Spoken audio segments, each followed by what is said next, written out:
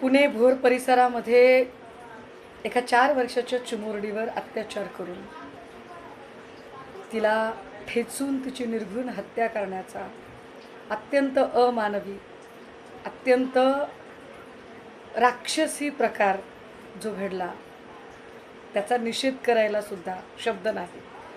जिथे माणसाच्या शब्द थिजतात, जिथे माणूस पण खरंच आपल्याकडे शिल्लक आहे का नाही असं वाटण्या इतपत स्थिती निर्माण होते. आपण आपल्या राज्याच्या गृहमंत्र्यांकडून काय अपेक्षा कराव्या? खरंच अपेक्षा करण्यासारखी स्थिती आहे का?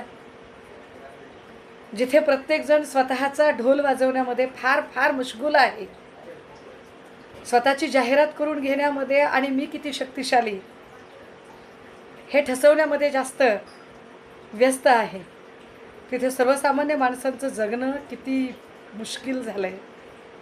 हे 4 वर्षाचं बाळ सुरक्षित नाही, 4 वर्षाच्या लेकरालाही सुरक्षित सोडलं जात नाही, अजिबात नाही.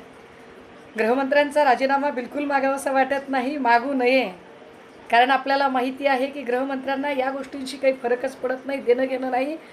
काही जरी झालं तरी गृहमंत्री काय राजीनामा काय देणं वगैरे ते तर दूरच राहिलं. फार फार तर मृतकाच्या घरी मदत पोचवणे, मोठं भाषण करणे, आम्ही याच्या मुळाशी जाऊ म्हणणे, याच्या पलीकडे गृहमंत्री फार काही करणार नाहीत. ज्याचं पोट जळालं त्याला झळ लागली. आपण एका असुरक्षित राज्यामध्ये आहोत, एवढं भान आपल्याला असावं.